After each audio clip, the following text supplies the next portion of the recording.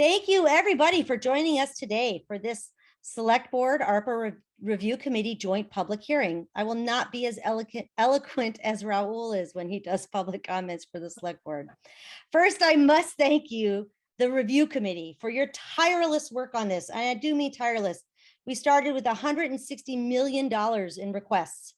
And these folks here have volunteered their countless hours to help create a slate of proposals that meets many criteria and considers complex and competing important priorities for the town and community. Cannot thank you all enough. We have had a robust engagement process and we are grateful for that. And because of that, many people have signed up to speak and have sent emails to become a part of the public record. We have received so many names of speakers today that we actually won't be able to accommodate reading the emails into the public record. I want to guarantee you that we will still be submitting all the emails to be a formal part of the public record. All of the emails will be shared with the full committee, with the Select Board, and will be posted for public review as well. We do apologize for that, but we wanted to prioritize folks who've signed up to speak and who are here in the audience who want to speak. So that was the decision we made. A few guidelines for tonight. Each speaker will have 90 seconds. You'll get a 20-second warning and we will strictly adhere to the 90 seconds. No PowerPoints or presentations, no ceding unused time to another speaker. We will go through the list of those who have signed up in advance. We have 37 right now. And then we will take anyone who wishes to speak in order of their hand raise. So please raise your hand if you wish to speak. Please don't use the chat function or the Q&A to post comments or to ask to speak. Instead, use the raise the hand function. If you're having trouble with the raise your hand function, then please chat one of the hosts and we will help you out. Please do not disparage or comment on other speakers or organizations. I ask for you to please refrain from using the chat and Q&A if at all possible, unless you're having trouble raising your hand. This is really a listening session and we want to honor it as such. Please, finally, we have to wrap up. We have a hard stop at 8:30 p.m. And this is to allow the Select Board and the ARPA Review Committee to discuss the slate and what we've heard today. This part of the conversation will remain open to the public and I hope you stay and listen. Many thanks. I will also point out that closed captioning is available. Please take advantage of it. Let the hearing begin. Tyler, please call on the first and elevate the first speaker. Before Tyler goes, can I just say one thing, please? Absolutely, Arthur. I want to apologize for my tardiness. I'm a computer nerd, okay, and I have problems chewing gum and walking at the same time. But so I apologize. No need, Arthur. We're glad you're here with us. All right. Glad to have you here, Arthur. First up for public comment is Sabrina Zhu. Let me find you here. It's moving around a lot, so bear with me. Oh, You got her. Oh, thank you. Okay, you've been promoted to a panelist. You can unmute and share your video if you're comfortable. Your 90 seconds will begin. Hi, everyone. My name is Sabrina Zhou, class of 2019, and student with Steps to Success since the 5th grade. STEPS serves students and families through after-school and out-of-school programming aimed at closing the opportunity gap that exists between low-income students and my more wealthy peers. We're applying for ARPA funds to achieve 3 goals. Number 1, expand programming to start from kindergarten.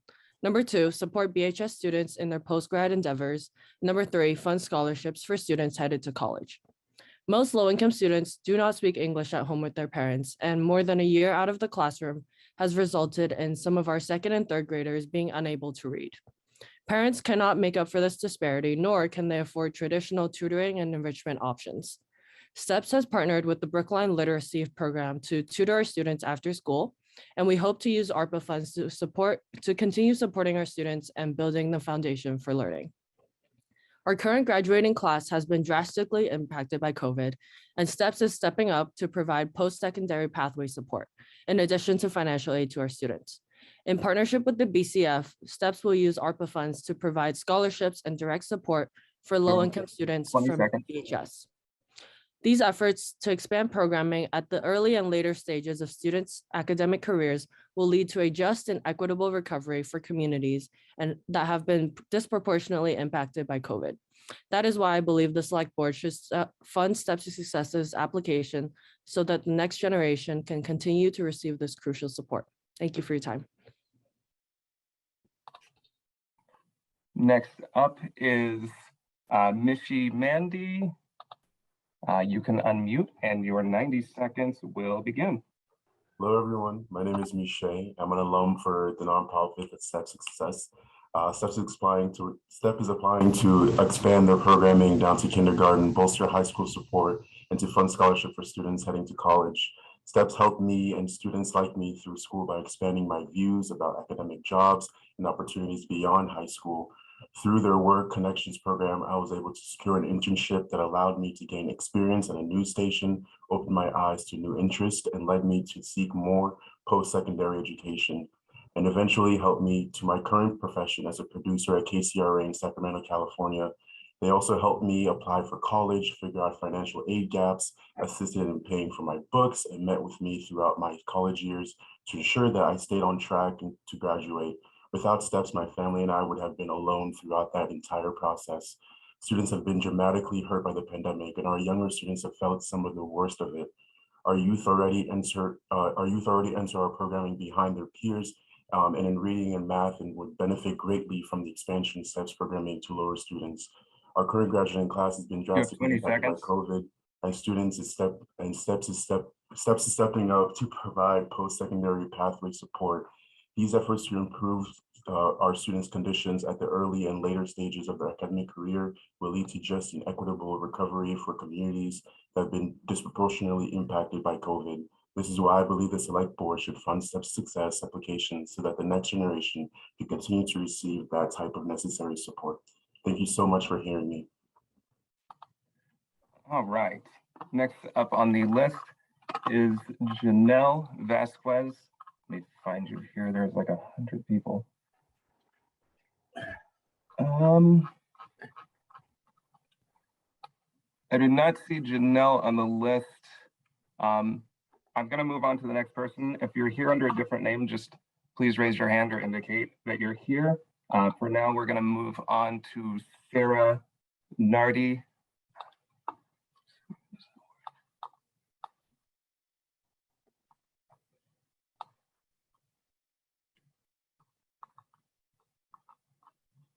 Do not see her here either.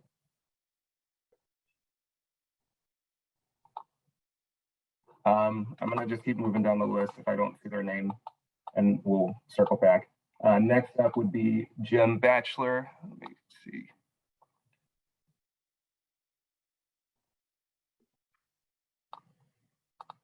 All right. Jim, you've been promoted to a panelist. You can unmute and your 90 seconds will begin. You're nice to include me. I am not speaking tonight. Nick Oh, did you? Morse Oh. is to speak in my place, and Oh, Pratika okay. Pradhan. Sorry about that confusion. All right. Oh, is Jim gone? Did those folks sign up to speak? Because we're not letting They- people see. What was that? Was this, is this something behind the scenes, Tyler, that, I think they had signed up to speak and then swapped the speakers around with comments or written comments. I see, okay. Yeah. And by the way, I don't know if you saw the note, but Sarah Talmadge Nardi is here. Oh, okay. She goes by Talmadge Nardi, so if you want to, Okay. Yeah. All right. great. So, Talmadge, you have been promoted to a panelist. You can unmute, and your 90 seconds will. Hold on, let me reset this here. Begin. Thanks. My name is Talmadge Nardi. I'm a BHS teacher and a member of BEAD, the Brookline Educators for Educator Diversity Group. For the past 6 months, BEAD has been recruiting a pool of highly qualified educators of color who we hoped would be hired this spring. However, due to budget cuts, teacher hiring has been paused across the district.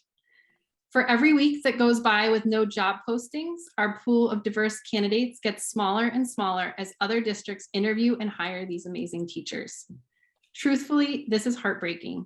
We at Bede have worked so hard because we know that this issue is urgent. Representation matters. Students and parents have asked us to prioritize diverse hiring. Over 200 BHS educators signed a letter urging the district to prioritize hiring diverse candidates. Recently, when we asked teachers of color what the district could do to retain them, one of their top 2 suggestions was to hire more teachers of color. Our hiring managers are ready and willing to fill the positions that we know will be open, but this initiative will fail without your intervention and funding. You have 20 seconds. Please release additional funds to our schools today. Thank you. And Talmadge, thank you very much. Can you just lower your hand? Thank you. Thank you for your comments. All right. Next up to speak is Kristin Wheeler. You have been promoted to a panelist. You can unmute and your 90 seconds will begin. Hi, thanks so much.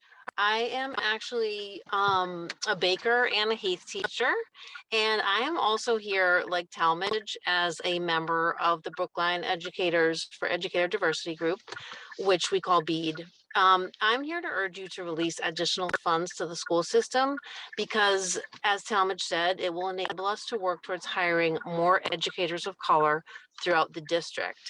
We recently had a staff appreciation event, which was awesome. And I'm actually here to relay the comments of my friend Kristen Singleton, who is a Brookline parent who spoke at the event. He voiced the importance of students of color having educators who look like them. And I just want to tell you a few of the reasons that he cited that I also think are incredibly important. When students see themselves reflected in the faces of more than just a small handful of people in their buildings, they are able to experience disciplinary situations with greater dignity. They also do not need to convince others that they've experienced race-based indignities, which many people refer to as microaggressions. They are simply believed and understood. They are more likely to have Sorry? Sorry, you have. Oh, sorry, I thought you said something. They are more likely to have exposure to book choices that reflect who they are. This is significant and leads to students having more interest in reading and also leads them to see school as a welcoming and safe place. It's empowering for students of color to have many adults in their buildings who look like them. Thank you so much, and I hope my words will help influence your decisions. Thank you. Okay, next up is Nick Morse or Abraham Morse. You've been promoted to a panelist. You can unmute and your 90 seconds will begin. Tyler, I'm actually Abraham Morse down at 20 and 21, if you wouldn't mind, so that Pratika can go immediately after me. Okay, someone had said that you were Abraham. Sorry about that. No problem, no problem. I apologize for the confusion. I do not see Nick on this list. Is he under his name or another one? No, I'm that person, but I'm listed twice. Okay, I Right. see the mix up now. Okay, we'll get back to you. Sorry about that. Just No go problem. to, I would just go to Deborah, Tyler, and then go down from there. All right. Thank you. We had a lot of change ups in that Yeah. list early on, and I didn't know that we were updating that. All right, Deborah, you've been promoted to a panelist. You can unmute and your 90 seconds will begin. Deborah, who? Deborah Brown? Yeah, I'm Sorry. here. I'm just trying to, I'm using my phone and I was just trying to get the video going. But I'll go without it. So my name is Deborah Brown, I'm a town meeting member, but I'm also the president of the board for the Brookline Improvement Coalition, Brookline CDC, and I'm also a member of Building a Better Brookline. I want to point out a few things. First, residents and select board made a clear message about ARPA funding. There should be an open and inclusive process. The public should be engaged. And they also kept talking about how this money was life-changing and not business as usual. I've heard a great deal about factors that we should consider, and that's disproportionate impact. Who bore the burden of COVID? And the research resoundingly says Black and brown people, the poor, were hit hardest. They didn't get a chance to work at home. There are no other funding sources for some of these requests. And also, if the work qualifies for CIP, then we should be using that as a source. So I am encouraging you. 20 seconds. I'm encouraging you to spend the money on the health department, spend the money on mental health, spend the money on affordable housing. And anybody in this world knows what BHA needs. $4 million. We can do better. We can do better. We can do much better. BIC needs the money to change the direction. I'm almost done. I've got one more sentence. We got to move it along. I'm sorry. You know what, Tyler? You let everybody else go over. Give me the extra 10 seconds. Thank you. Okay. Steps for Success and other direct service programs. Do not make this a business as usual. Thank you. Thank you. Next up to speak is Naomi. You have been promoted to a panelist. Your 90 seconds will begin. Can you hear me? Yes. Great. So I asked the committee and the select board, this is Naomi Schweitzer, to look at the proposals in their entirety and ensure that the overwhelming majority of funds goes to direct services, housing, and cash assistance to vulnerable populations with very low income residents of color being the primary beneficiaries, as they have been most disproportionately harmed by COVID and other historic and ongoing harms and discrimination built into our systems that COVID has exacerbated and laid bare.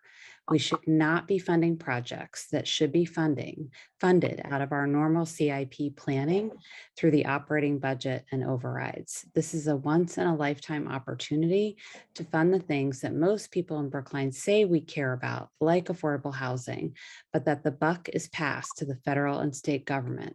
Well, the federal government has just handed us $43 million in funds that can be used for affordable housing and services for vulnerable residents that we do not normally fund in our operating or capital budgets. Affordable housing and direct services to our most vulnerable population should get priority.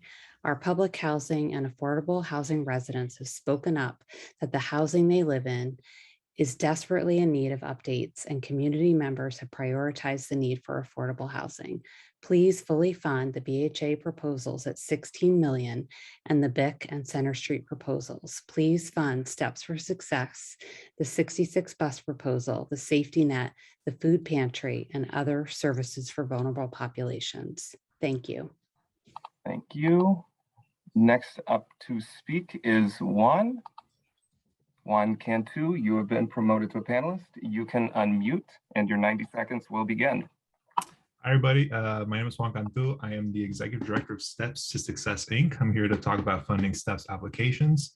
Our first application is to expand programming down to kindergarten and bolster high school support. And our other is a collaboration with the Community Foundation to double our college success program size and to fund multi-year scholarships for our students. So STEPS exists because there are considerable opportunity gaps between low-income students in Brookline in comparison to their wealthier peers. We aim to close this gap through after and out-of-school programming in partnership with BHA and the schools of Brookline. ARPA funding will allow us to hire more staff, provide more enrichment programming, and resources for students. Like many of our students, I myself grew up low income as a child of immigrants who had limited access to social capital that is ever important in academic collegiate success. Out-of-school and after-school programs like STEPS provided resources to help me close that gap.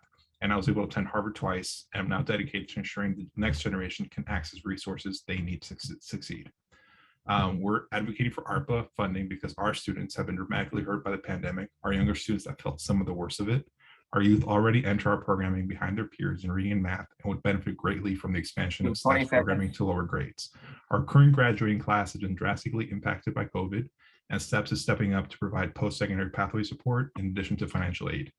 In our ARPA application in partnership with BCF, we're going to provide scholarships and direct support to those students and even more low-income students from BHS. These efforts to improve our students' conditions at the early and later stages of the academic career will lead to a just and equitable recovery for communities that have been disproportionately impacted by COVID. Right. Thank you. And it looks like Janelle is here. So I'm going to promote Janelle to a panelist. You can unmute and your 90 seconds will begin. Thank you so much. My name is Janelle and I'm the parent of children in Success. I'm here to talk about funding for supporting what the two last people just said. This program has been so instrumental for me and my family. I would like you to approve the program being able to support students as early as kindergarten and bolster high school support. Lord knows our high school needs a lot of support right now, and really to fund scholarships for students heading to college. As you know, Steps to Success supports low-income students and families throughout the school process all the way up to college and even after. Steps has helped me personally with their after-school and out-of-school programs. I am often so grateful for the work that Steps teachers do with my students and the mentorship they provide. I've been fortunate enough to receive scholarships for things like summer camps that would otherwise be unattainable, like sleepaway camp and the park school. As you know, the pandemic was really, really impactful for students of low income. 20 seconds. Thank you. I would request additional funds and technology be supported through this ARPA funding, because we know that equity was really an issue.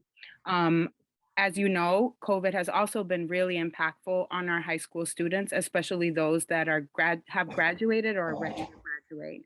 Anything you can do to support Steps, I would really appreciate. I'm sure I speak on behalf of all the low-income families in Brookline that take advantage of Steps. We are very, very grateful, and I don't think our kids would be as successful as they are without the support. Thank you. Thank you. Next up is Joan Lancourt. You have been promoted to a panelist. You can unmute and share your video. If you are comfortable, your 90 seconds will begin.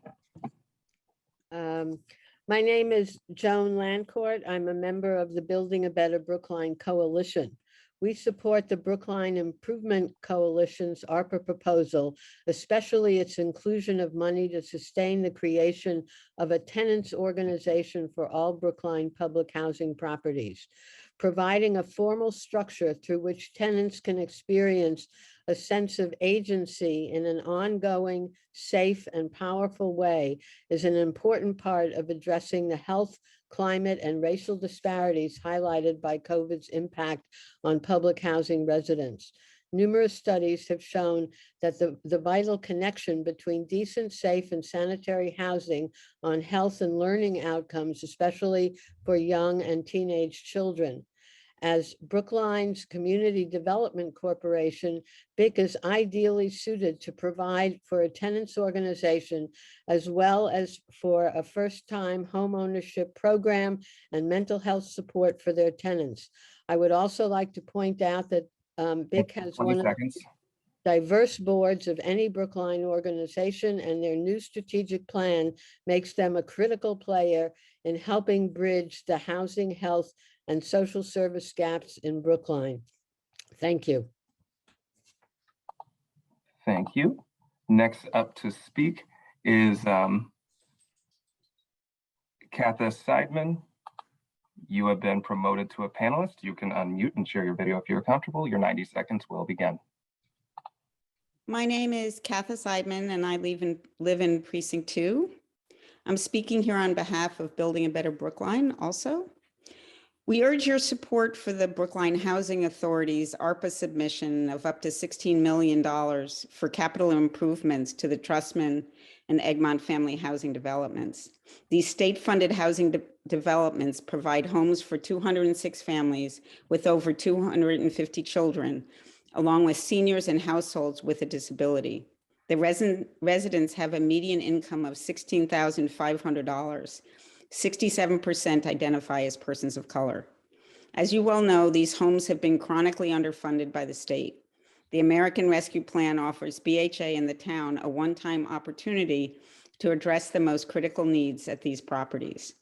We also want to note that upgrading these developments would not only enhance these homes, but also provide a significant opportunity to increase Brookline's climate sustainability and improve public health outcomes as well. Numerous studies have shown the connection between safe and sanitary housing with carbon neutral appliances and positive health outcomes, especially for young children. ARPA is intended to benefit those communities most adversely affected by COVID, which certainly includes the residents of Egmont and Trustman. You They have 20 deserve seconds. every possible priority for funding. BHA's requested ARPA funds are essential to meet the critical needs of these residents. Thank you. Thank you. Let's see, next up is Natalia. Let me try to find you in here. All right. You have been promoted to a panelist. You can unmute and your 90 seconds will begin. Thank you so much. My name is Natalia Linos. I am a town meeting member from Precinct 6 and have recently taken over as chair of the Advisory Council on Public Health. I want to begin by thanking you for all your work. I truly appreciate the transparency and time that has gone into preparing and reviewing the slate of proposals and the challenge of prioritizing among them. I am, however, concerned with a relatively small percentage of funding going to health. If I calculated correctly, of the 23 million on the current slate, less than 10% is going to public health infrastructure and physical and mental health services by the health department or community groups. As a social epidemiologist, I of course also recognize that the funds going to improving housing, food security, HVAC improvements in schools are all integral to building a healthy Brookline and recovering from COVID equitably, and I am pleased to see those are included too. Yet we are sadly still in this pandemic, and there will be moments when our town will need to be nimble and able to respond in real time, providing free testing or masks, vaccine clinics, bringing on short-term social workers, responding to school clusters, in order to keep us all, but especially the most vulnerable, safe. With this in mind, I urge you to consider allocating additional discretionary funding for such a rapid response, primarily to the health department, and to recognize that while overall we don't want to use ARPA funds for staffing, the burnout and turnover of critical health staff in the midst of a pandemic could be disastrous. I would say the same is true for investing in school staff and teachers in the Steps to Success program that are key to the well-being of our kids. Overall, I urge you to allocate a more significant portion of ARPA funds to public health and health services, and hope that we will do so in the next round, if not in this one. Thank you. Thank you. Next up to speak is Ade. You have two names in here. I think I'm going to promote the right one. Let me know if this isn't it. Okay, Ade, I've promoted you to a panelist. You can unmute and your 90 seconds will begin. Can you hear me? Yes. Okay. Thank you for letting me speak. As a Black man, a father to 2 Black children, and a member of the low-income community, once again, we are witnessing the town of Brookline spend 12 million of the 43 million ARPA fund on low-income projects without giving a single cent to the only Black and brown organization in the town with over 50 Black and brown residents. 90% of us are low income with over 200 signatures of support from our community. Giving money to white-owned organizations to run projects for us, but refuses to give the only Black and brown organization a dime so that we can do for ourselves can only be interpreted through the eyes of a Black man as ourselves as another form of slavery. We can only do and achieve what they think is good for us. Programs like Step to Success don't help low-income Black people. The recent MCAS score shows the proof of what we've been saying for decades. The program has not been helpful to a majority of our community, and yet they're asking for over 2 million. The question is for what and for whom? None of the project addressed the job loss, which has been a major part of the pandemic for Black and brown residents. We've offered proposal to train Black residents, thank you, to become pilots and nurses with dance programs and dance and MMA program, a proven method to combat the rise of aggression in people that we've seen from the pandemic, but yet we've not been given this opportunity. We're saying we are willing to compromise and accept as little as 15% of what we asked for to prove that our track record that we can do for ourselves and we can move forward from there. All we ask as Black and brown people is to give us a chance, but not giving us nothing from the low-income community and saying that we are progressive as a town. It's not a good message to send to the Black and brown people. Thank you. Thank you. Next up to speak is Rubin Saldana. You have been promoted to a panelist. You can unmute and your 90 seconds will begin. Hi. Hello? Yeah, we can hear you now. Oh, okay. All right. Greetings from sunny Florida, Orlando, Florida, to be specific. My name is Coach Rubin Saldana. I'm one of the 3 youth mixed martial art coaches in the United States under GAMA, the Global Association of Mixed Martial Arts. We just came back from the World Championship in Amsterdam last week, I believe it was. We became number 3 in the world against almost 50 countries. And I created the first federation of mixed martial arts in Africa, Uganda. So what does this have to do with this panel? Is that we're offering full support in conjunction with our partnership with the Black and Brown Club. We're offering to bring the mixed martial arts as an outlet, as a discipline, as a way of fitness for the youth of the Black and Brown Club over there in Brookline. I believe that the program that they're offering you guys and women, the pilot program, literally pilot program, like aviation and teaching things. If we had that here in Orlando or any other major city where I conduct my camps at, I know we would jump right on it. I'm also, by next week, I should be a consultant for our mayor. Okay, thank you, sir. I just think, I hope, I'm saddened to see on this panel, there's a diversity, but I don't see Black diversity, not a single Black person on this panel. And I'm hoping that you will give them Black and brown brothers over there the support that we give them from all the way here in Florida. And not making a racial issue out of it. I'm just not used to seeing boards without a representation of everybody in the city. Well, I do have to make a correction. I think Arthur might protest that class. Okay.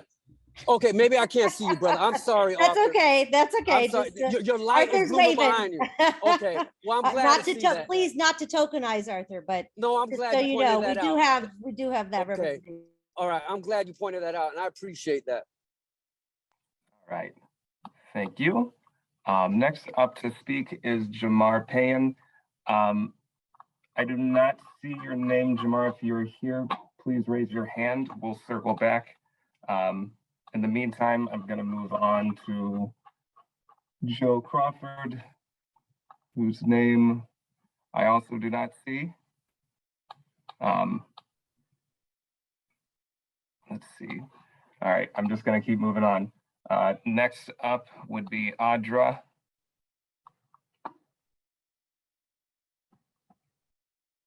Whose name I also do not see. Oh, that might be the other Addie name. Okay, let me promote you. Hi, Jamar. You're muted.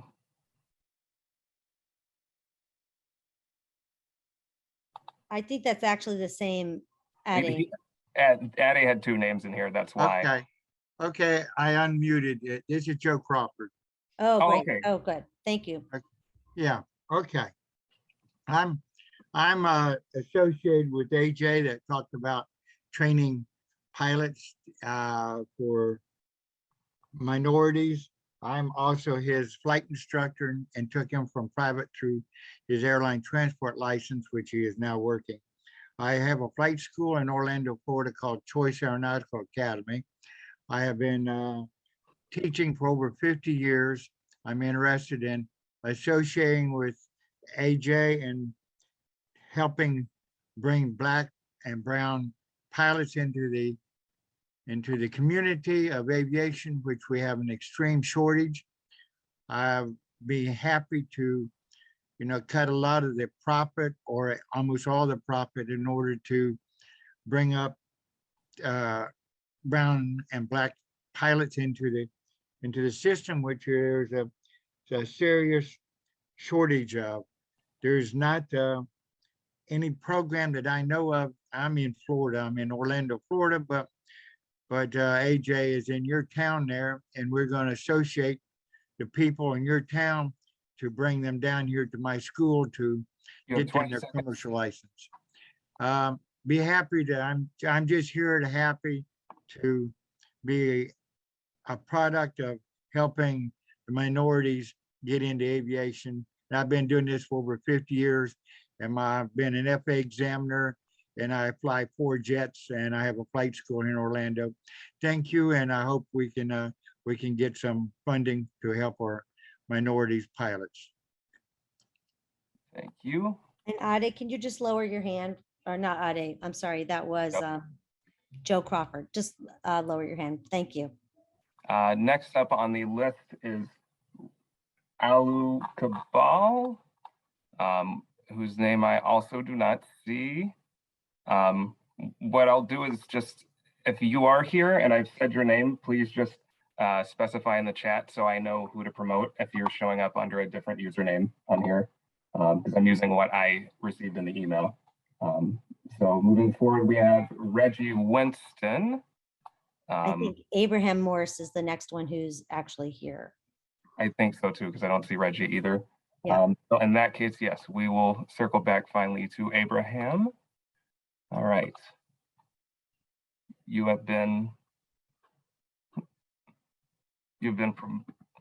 not showing up. There he is. Okay. You have been promoted to a panelist. You can unmute and your 90 seconds will begin. Good evening. My name is Nick Morris, and I'm a 4th generation Brookline resident and a leader of the GBIO, Brookline Initiative for Affordable Housing. I am here tonight with more than 50 Brookline GBIO members from Jalsa, St. Paul's Episcopal, Temple Beth Zion, Temple Israel, Temple Sinai, Union Capital Boston, and United Parish. We've come to implore you to allocate the full $16 million for urgent capital needs at BHA's Trustman and Egmont Apartments. These 206 units are home to families, elderly, and disabled people of limited means. They include hundreds of Brookline children who suffer due to the degraded condition of these buildings. They are among our citizens who are most impacted by COVID. They are the people that ARPA was designed for. In a minute, you'll hear from another GBIO leader, Pratika Pradhan, the mother of 2 children who lives in the Egmont Apartments. Like many, they endure vermin problems, deteriorating kitchens, and drafty windows. 20 seconds. These conditions have been allowed to fester for a long time. It's time now for Brookline to be a place where all our families can thrive. Please allocate absolutely as much as you can for the BHA request. Thank you very much. Thank you. Now, Pratika. Yes, thank you. Pratika, you have been promoted to a panelist. I'm just going to take, sorry, Pratika, I'm going to interrupt for 1 second. I'm just going to remind everybody, please do not use the chat unless you're having a technical issue, and do not use the Q&A. We don't want comments in the chat. Please sign up to speak if you have something to say so everyone can hear it. Thank you very much. Go ahead, Pratika. Good evening, everybody. My name is Pratika. I live in Egmont Street, Egmont's apartment. I've been living here for 2 years. I have 2 kids with me. I've been having this problem with roaches, mouse, and bed bugs. Though BHA maintenance and BHA is very helpful, helping me out, but still, I've been like sleeping with the mouse, dead mouse. The dead mouse are going in the bed of my kids. It's very hard. I'm sorry, I just don't want to cry, but today I catch 2 mouse all over the place, and I have lots of rashes on my hands. Oh, it's hard, and BH is trying to help us, but the budget they are having is just, it's not enough. And so if the 16 million will be like given to them, and it will be very helpful to us being a single parent and having no job and no house, no family. It's hard. And my kids are having, like, my kids are autistic, and it's very hard. So if the 16 million will be given to BHA request, that will be very helpful. It's just I really can't talk right now, and I'm sorry, but that would be very helpful. Thank you. Thank you. Let's see, next up on our list is Vina Priestley, who I do not see. Vina, if you are here, please let us know either in the chat or raise your hand. I'm going to move on to the next person. So next up would be Kenny Vertis. And Kenny is here. So Kenny, you have been promoted to a panelist. You can unmute and your 90 seconds will begin. How's it going, everyone? My name is Kenny Vertis, and I'm an alumni of Step Success. As you've heard from various people, and you guys know the rhetoric of Steps serving low-income students, I was that low-income student. What Steps has been able to do for me throughout my life, as I'm sitting here 26 years old, I'm able to run my own business and thrive in Brookline, Boston, and around the country, is that it provided a lot of opportunities for me. It helped me apply to college. It figured out financial gaps that I had in my life that I could have never figured out by myself. You know, like it was more than just MCAS scores and all that. It helped me, send me on trips. They were my secondary parents. They brought me to college. They brought me to internships. They provided me with internships. You know, they helped me any way they could. And obviously seeing the students now and how they're affected by the pandemic, it hurts and kills, because if I was that student, I would be struggling, which is why I'm back here today, years later, to speak on their behalf, to hope they get this money, like to help them expand their program down to kindergarten, but also help them with the program itself. Because I would love to see it thrive, and I know what the program did for me. I know where it got me today, and that's why I think you guys should provide that money to them. Thank you, Kenny. Next up to speak is David Perlman. You have been promoted to a panelist. You can unmute and your 90 seconds will begin. Thank you. David Perlman, Vice Chair of the School Committee. I'm speaking tonight to urge you to grant the school department's request of $3.3 million in ARPA funds. Inflation is at its highest level in decades. Contractual obligations outpace town funding. When salaries are 89% of your budget, most with built-in annual raises, it is not surprising that we would find ourselves in a structural deficit. Our schools were near flat level funded from FY21 to FY22. It was the town's departure from typical departmental allocation increases that exacerbated the school's structural deficit. Despite these challenges, the schools reduced the initial $5.8 million gap by nearly half to the currently requested $3.3 million. Eliminated were 21 K classroom sections and 3 specialists for a total of 24 FTE to proportionally reflect the 12% downturn in K-8 enrollment from prior to the pandemic. We have a first-year superintendent who is in the midst of assessing current programming and developing a strategic long-term plan. If Dr. Guillory is not afforded the opportunity to properly complete that process, the disruption to our children would be immense. He would have no choice but to take a sledgehammer to school programming. In addition to the 24 K-8 FTEs already cut for FY23, the schools would need to remove another 44 plus staff on top of that 24. The scale of such a reduction would be so massive that it's likely entire programs would need to be eliminated and class sizes would have to swell. I urge you to allocate $3.3 million of ARPA funds to the schools. Our educators need it, our kids need it. Don't take away our ability to provide equitable, high-quality educational experiences aligned to our core values. Thank you. Thank you. Next up to speak is Jennifer Monopoly. Jennifer, you have been promoted to a panelist. You can unmute, your 90 seconds will begin. Hi, I'm Jennifer Monopoly. I'm a member of the school committee and chair of the curriculum subcommittee. Thank you for the opportunity to speak tonight at the public hearing of the American Rescue Plan Submission Review Committee. I'd like to speak in support of the school committee's submission, which would directly support students in their pandemic recovery. I come to you not only as a school committee member, but also as an educator, as a parent, and as a community member. It's important to recognize that although schools are now mask-friendly environments, the effects of the pandemic are far from over. Research on the effects of the pandemic on both the academic and social emotional growth of children continue to be shared. What I share is not just what I know, but what educators and parents saw children experience and continue to experience: academic struggles and increasing mental health needs. There are many powerful stories and experiences that can be shared, but in addition, we also have data that shows students' needs for academic support. We have MCAS data from 2019 to 2021 that shows students' needs for pandemic recovery with significant drops at every point. And in addition, we know that mental health continues to affect learning for all. You have 20 seconds. Critical in supporting Brookline's children, and I really thank you for that.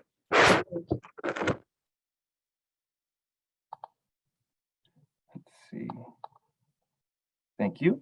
Next up to speak is Andy Liu. Andy, you have been promoted to a panelist. You can unmute and your 90 seconds will begin. Thank you very much. I'm Andy Liu, member of the school committee and chair of negotiations. As you've heard, if the school superintendent's proposed budget can't be fully funded, then we face losing up to 70 educators instead of just 24. I'd like to describe how this is affecting our efforts to diversify our teaching staff to be more representative of the families that we serve. This year, 49% of students in the Brookline Public Schools are non-white, compared to only 13.5% of teachers. That's 119 teachers of color out of 881. Of these 119, 36 are recent hires who would have no job security in the event of a staff cut on the scale that we're contemplating. Contractually, we would have to let them go if more senior teachers can fill the same positions. Right now, we also have a problem hiring for positions that aren't being cut next year. A dedicated group of Brookline educators and district leaders, some of whom you heard from tonight, has been working all year to connect personally with educators of color around the state who are looking for jobs. This is the month when other districts are making firm offers and recruiting these educators aggressively. Because of our budget uncertainty, Brookline can't post job openings and can't even compete. You have 20 seconds. Thanks. April 18th is the critical week for posting positions and recruiting candidates. We hope that the ARPA committee and the select board will help us fund our budget in time to act purposefully that week. And we thank you for your consideration. Thank you. Next up to speak is Suzanne Fetterspiel. Susan, you have been promoted to a panelist. You can unmute and your 90 seconds will begin. Yes, thank you. Good evening, everyone. Thank you for this opportunity to speak. I am Suzanne Fetterspiel. I am the current chair of the school committee for the public schools of Brookline. I am here to ask for you to give us ARPA funds that are unrestricted for our public schools. When we hired Dr. Guillory, the school committee had several priorities, more than several, but I'm going to talk about 3 tonight in particular. First, we needed to get through the pandemic the best we could. We had ESSER funds that could help us, and we have gotten our students back in school with a safe and healthy environment. We want to continue that, and ARPA funds will make sure that we will, in fact, keep our environment safe and healthy for our students and staff. A second big issue is addressing the DEIJ, diversity, equity, inclusion, and justice issues that we have here in our public schools that we are addressing now. Dr. Guillory hired Janelle Vasquez as a director of equity. She is doing phenomenal work. We want to give her additional help so that she can have a wider coverage and promote the work that she is doing. And also we want to, again, as others have said, begin hiring our new teachers, particularly teachers. And our third one quickly is our social emotional needs of our students. And we've hired 8 to 9 social workers. We want to continue those positions again with ARPA funds. It is paramount that we give money and support to Dr. Guillory, and I urge you to give him unrestricted revenue replacement funds for our public schools. Thank you very much. Thank you. Next up is David Gladstone. David, you have been promoted to a panelist. You can unmute and your 90 seconds will begin.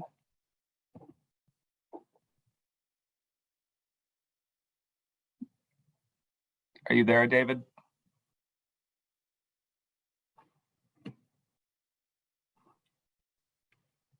It's showing you as unmuted, David, but we can't hear you. Can you hear me now?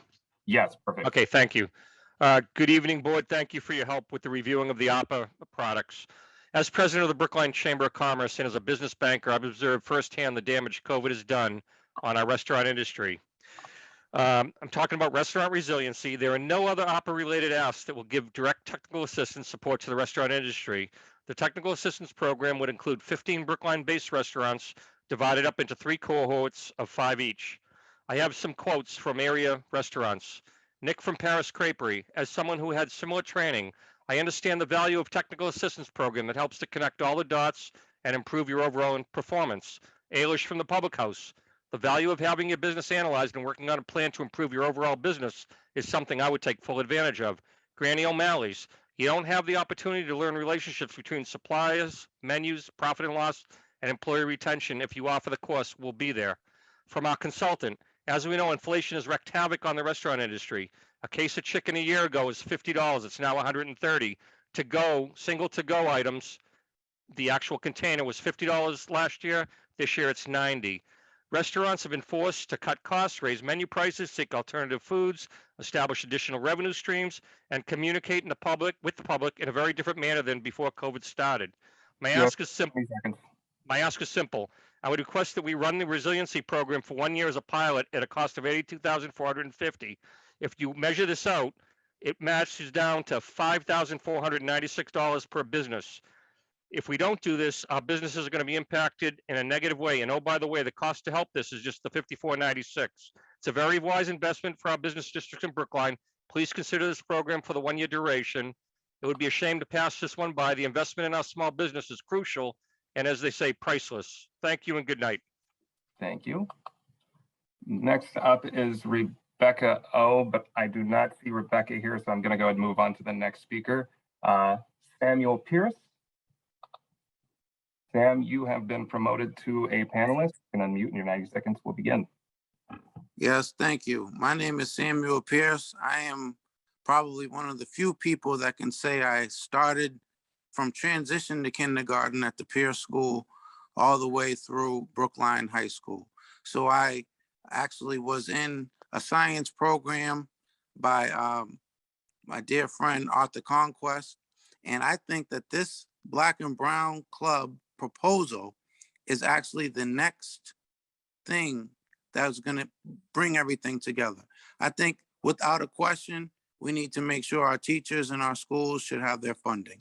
So I would support the school committee. I think we definitely need our Brookline restaurants, hopefully to give employment to Black and Brown students. But we also need an after-school program like the Gamma that they're talking about, which is world-renowned, which would give Brookline students access to Olympic training, which has never happened before. And think like JFK, who once told us we were going to go to the moon, and realize that the FAA program that would train pilots is exactly what we need. God forbid anything happen like what's happening over in Russia and Ukraine. You're already seeing programs from the U.S. Air Force saying that our program here in Brookline is exactly what the United States needs because they're running out of pilots. And they're saying that they can train Brookline students to basically help save the world. And so why wouldn't you fund your teachers in the school committee? Why wouldn't you give your restaurants money? And why wouldn't you want an after-school program that's going to teach martial arts, help with math and science, teach sports and science, music and math, and put everything together in a way that would make sure that the MCAS scores actually increase? Because unlike Step for Success, the school committee actually has the teachers. We actually would have an after-school program that could then increase what the teachers are already doing. I'm going to have to mute you. So thank you. I appreciate your time. Have a nice day. Thank you very much. Nice night. Thank you. Next up to speak is Chi-Chi. Chi-Chi, you have been promoted to a panelist. You can unmute and your 90 seconds will begin. Thanks, Tyler. My name is Chi-Chi Wu. I'm a town meeting member in Precinct 7 and chair of the Brookline Asian American Family Network. First, I'd like to reiterate what I emailed about last month about including language access as a selection criteria and ensuring that every proposal that gets funded that has direct public contact includes it. ARPA funds are federal funds, and we may need to make sure that we're complying with federal law that services using those funds be available to the 10% of residents who are limited English proficient folks and those who are hearing impaired. Second, I'd like to remind the committee to keep the Asian American community in mind as they select proposals, given that we're the largest community of color in town, nearly 1 in 5 residents. And contrary to the model minority myth, ours is a community that is not monolithically well off. We have low-wage workers, we have low-income seniors in our community, We've learned that 1/3 to 1/2 of the Brookline food pantry clients are AAPI and 14% of BHA residents are AAPI. So I support the proposals for BHA and for food security. Finally, we know the pandemic has been really hard on the mental health of the kids. That's why Baffin's only proposal, submitted with the school's Office of Student Services, focuses on supporting the socio-emotional needs of Asian American kids. Thank you. Thank you. Next up to speak is Ian Lang. Ian, you have been promoted to a panelist. You can unmute and your 90 seconds will begin. Thank you so much. My name is Ian Lang and I'm the CEO of the Brookline Center for Community Mental Health. The Brookline Center has been providing access to high quality community mental health services for more than 60 years. Last year, the center provided more than 43,000 visits to more than 4,000 individuals in need of mental health care and other community-based support services. These numbers represent a 16% increase and can be directly attributed to the increasing demand for mental health treatment caused by the COVID-19 pandemic. In fact, a recent study by the Blue Cross and Blue Shield Foundation found that 35% of Massachusetts adults reported needing behavioral health care services, with almost 60% of those in need reporting that they were unable to receive a behavioral health care appointment when they needed it. To address this issue and to better meet the increased need, the center is asking for $1 million in Arpa funds so that we can launch a dedicated urgent care stabilization and recovery service, which will provide same-day, next-day access to mental health care services for Brookline residents in need. This program will be staffed by clinicians, care coordinators, and a psychiatrist. Furthermore, this project will allow the center to add substance use treatment, including medication-assisted therapy, to our services, providing a Brookline residents with substance use treatment services in their local community. Ultimately, creating this urgent care service will ensure that any Brookline adult or child needing access to services can receive an initial appointment within 24 hours of an initial call, allowing our community to continue to lead the state in ensuring access to care for mental health. Thank you very much. Thank you. Next up is Georgia Johnson. Georgia, you've been promoted to a panelist. You can unmute and your 90 seconds will begin. Thank you very much. I'm Georgia Johnson. I'm president of the board of directors for the Brookline Center for Community Mental Health. And I'm pleased to state that the board is enthusiastically supporting the center's application for ARPA funding to create a dedicated urgent center stabilization and recovery service at the center. For over 60 years, the center has been committed to meeting the mental health needs of our community, our children, our adults, families. This funding will allow us to provide same-day, next-day access to mental health services by supporting the upfront costs to set up such a service. This includes hiring additional clinical staff, including staff with substance use disorder treatment expertise, and hiring the administrative staff needed to extend our hours of operation. These are significant upfront costs which the center would not be able to support without this funding. At this moment, when the need for mental health care is particularly acute, especially for the underserved members of our community, and the negative repercussions of delayed treatment are becoming even more apparent, we, the board of the Brookline Center, believe that establishing urgent mental health care services is vital to the Brookline community's long-term health. Thank you very much. We ask for your support. Thank you. And I'm just going to post in the chat really quick, just as we're starting to get near the end of the ones who've already signed up. These are the names that we have already passed over. If you see your name in there and you're showing up as a different username on here, just raise your hand and signify to us that you're here. We want to make sure everyone has an opportunity to speak. But with that being said, I'm going to keep moving forward. Next up is Paul Harris. Paul, you've been promoted to a panelist. You can unmute and your 90 seconds will begin. I'm Paul Harris, town meeting member, precinct 9. I'm on the board of the Brookline Improvement Coalition, BIC, Brookline's only community development corporation. I'm also on the leadership team of Brookline for Racial Justice and Equity, Bridge. Tonight, I'm speaking for myself. ARPA funds are intended especially to help the people most affected by COVID. In Brookline, that includes people of color living in affordable housing. I am advocating for more funding for BIC. We own affordable housing in need of substantial repairs. We are also the best organization in Brookline to create workforce housing and provide housing programming. In addition, I believe the current ARPA allocation for the Brookline Housing Authority, BHA, needs to be much higher. Given the existing state of their properties, their ARPA allocation should not be $4 million, but closer to $12 to $16 million. They already have a clear plan for how to use these funds to make necessary repairs and renovations that are long overdue. Thank you. Thank you.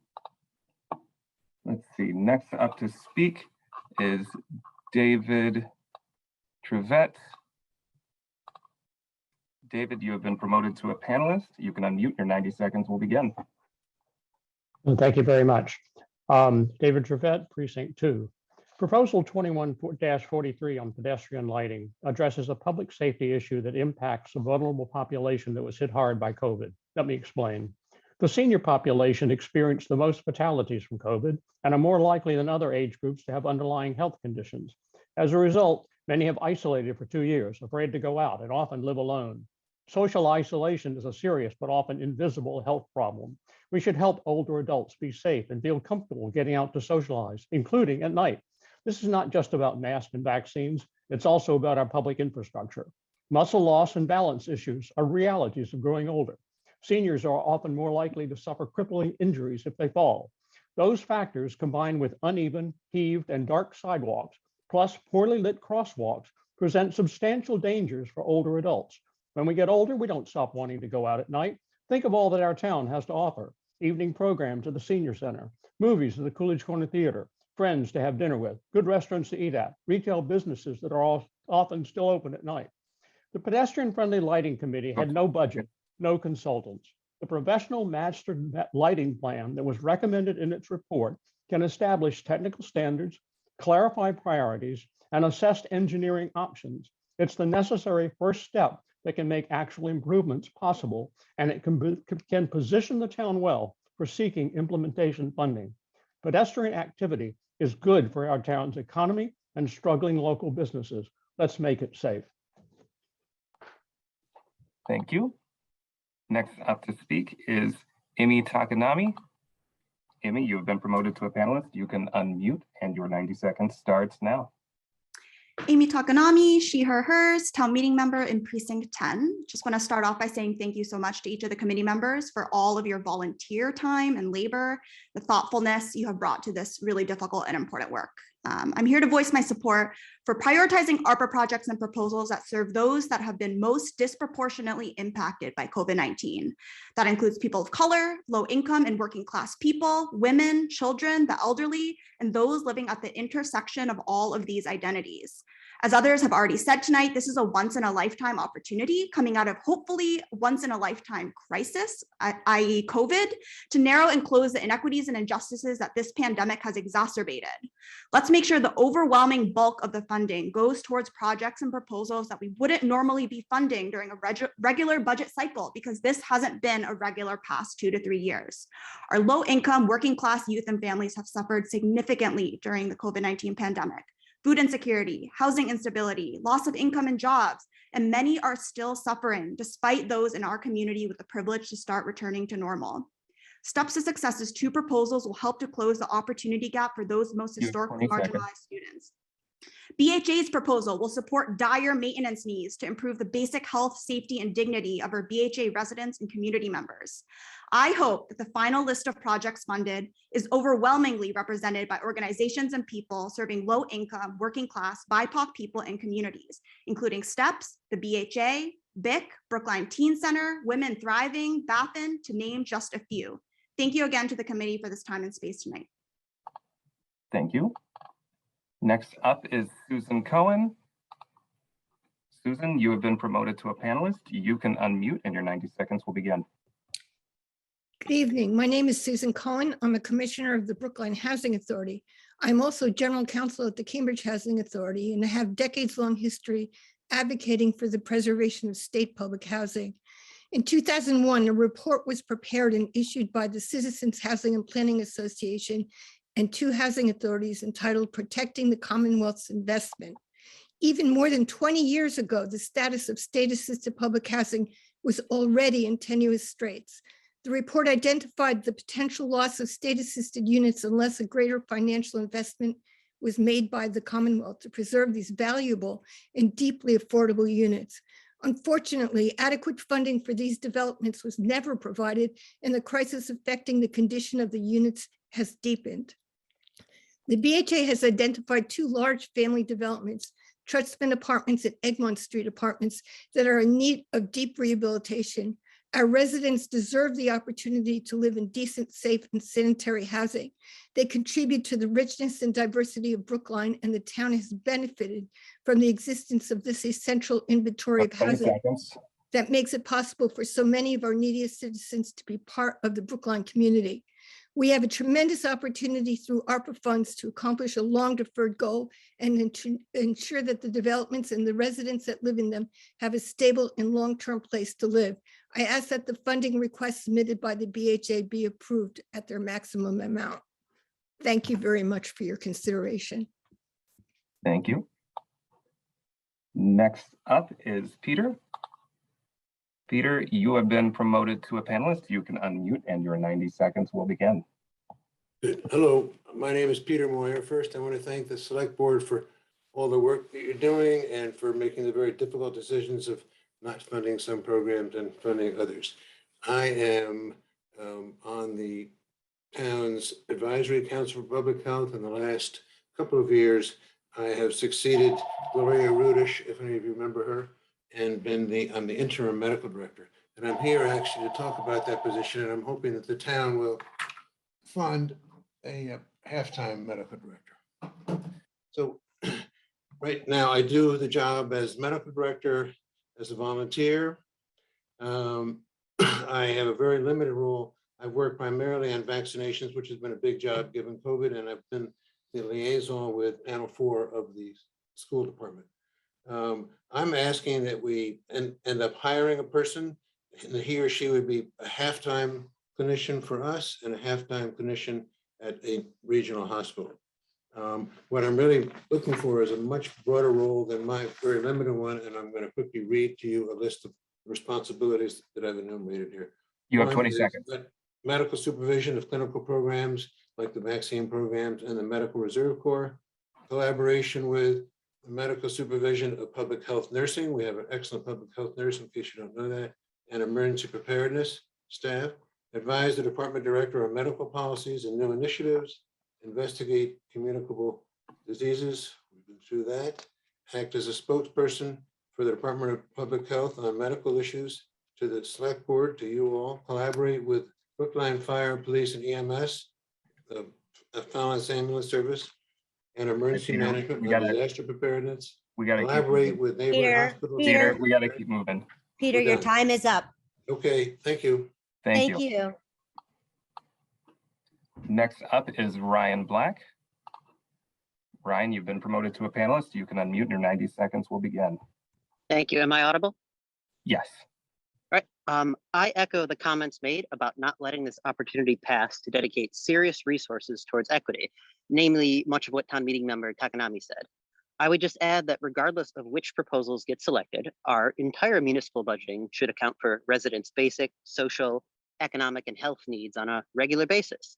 This line of thinking is not only progressive, but also evidence-based, as is illustrated by the results of the Brookline Community Foundation's community outreach, the disparity working group studies, and the Task Force to Reimagine Policing's report, not to mention what the testimonies of our educators, students, and public housing residents have communicated tonight. The wealth exists in our community to meet these priorities, but we need to summon the political will to take the prudent step of making overrides more regular. It's not good governance to wait for the rare instances where the federal government actually comes through, nor is it good governance to regularly face potential staffing or program cuts. Instead of routinely staring down these issues, let's provide predictability and stability with regular overrides. To wrap, please give high priority to BHA residents and properties, social services, mental health supports, steps to success, hiring more teachers of color, and more affordable housing. Thank you. Thank you.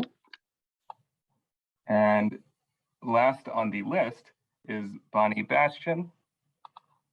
Bonnie, you have been promoted to a panelist. You can unmute and your 90 seconds will begin. Thank you, everyone, and thank you for your work on this. Bonnie Bastian. I'm a general organizer for Mutual Aid Brookline. We have spent 2 years working so hard to meet the needs that you now have the ability and the opportunity to address with this money. I want to make sure, I want to beg you to prioritize money to our most impacted residents, our low income, our Black and Brown residents, older residents, public housing folks, and our low income BIPOC youth. Please fund the Steps to Success applications, the BHA requests for desperately needed repairs, programs for the Council on Aging, the Teen Center, which has become an enormous resource for Black and Brown youth through COVID, Brookline Improvement Coalition for their operations and programming for affordable housing, and for Women in Thriving for their critical programming for low-income women. Thank you. Thank you.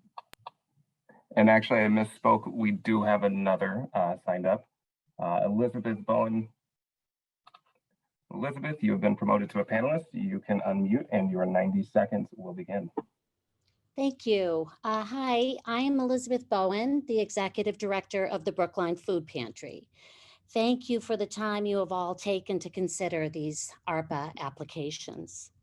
In our application, I know that you have read of the incredible increase in need at the pantry and are considering our $1 million application carefully.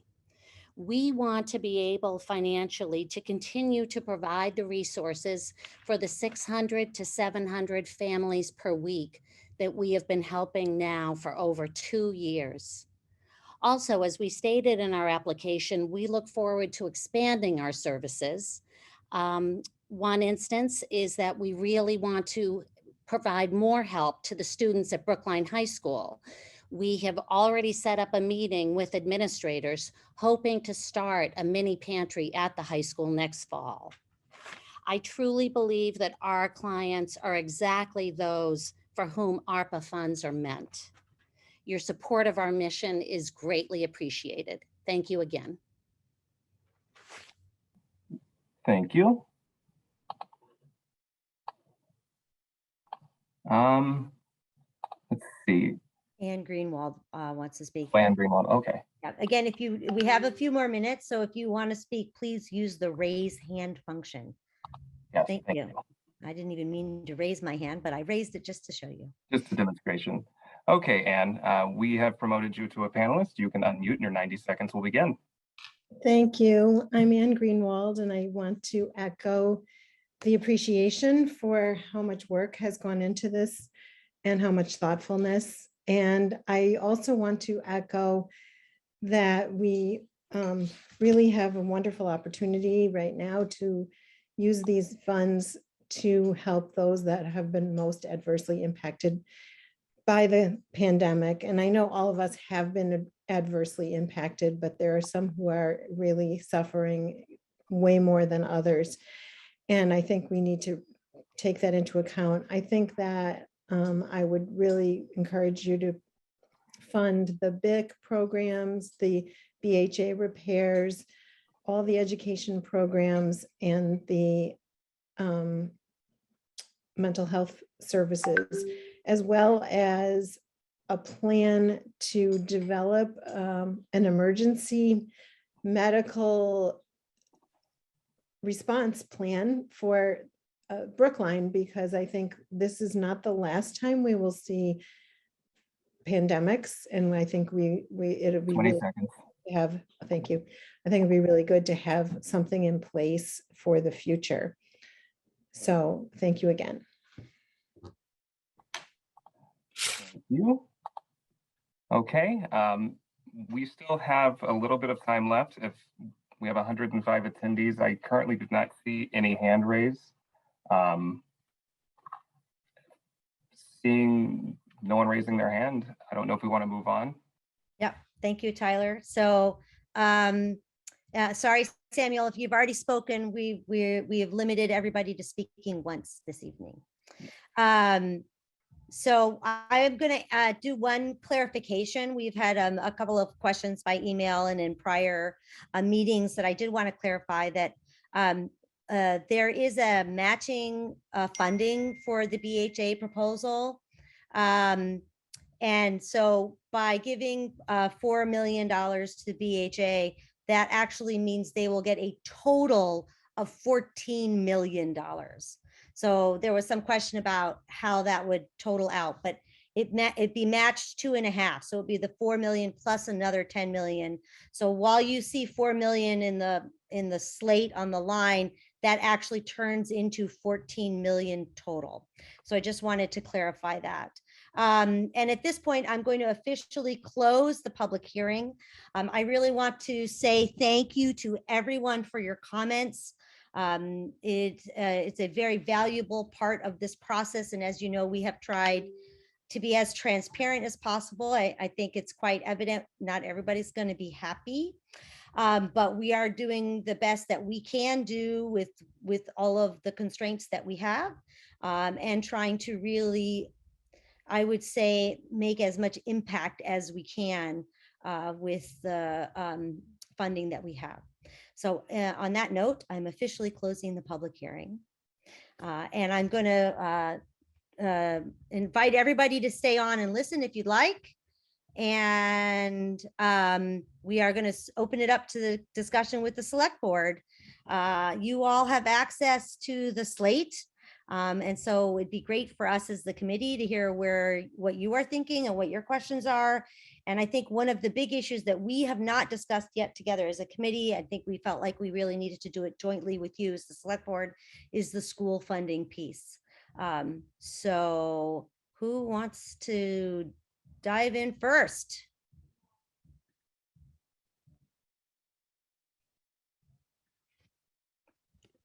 I'm warning you, if my fellow colleagues don't speak, they're going to have to listen to me. So Yeah, somebody else talk first. Oh, sorry, Raul, go ahead. Raul has his hand up. My apologies. I'm using the raise hand feature. I recommend other board members do too, so we can maintain some kind of thank order you, here. Raul. So there's just so much to say here. The first thing I want to say is just a word of thanks. Thanks to the subcommittee for your work parsing through what were just an extraordinary number of applications, but also just the quality of so many of them, and the thoughtfulness that went into them. And so thank you for community organizations and department heads and even individuals for all the work that you did submitting these applications. I want to start with that. My sort of initial thoughts about these monies, and it hasn't changed, but I think it's even been further through this process, is that these funds should be used where possible for transformational change that certainly addresses urgent needs and critical needs, but also provides meaningful change for the future, meaning that these programs are addressing root causes of inequities, not merely the symptoms of inequities, even though addressing the symptoms, especially urgently, is really important. I think by and large, what I saw the subcommittee put together, I've watched every single meeting, every single moment, and what I've seen the subcommittee put together, by and large, addresses those issues. Now, the subcommittee was operating in a framework that was provided by the town administrator with the assent of the select board, which could be seen as having limited the vulnerable populations category to about $12 million. What I've seen is a need, I think, to expand what we're putting into that particular category beyond 12 million. It is because of the quality, the breadth, and the critical importance of the programs that I've seen that a lot of people came and talked about tonight.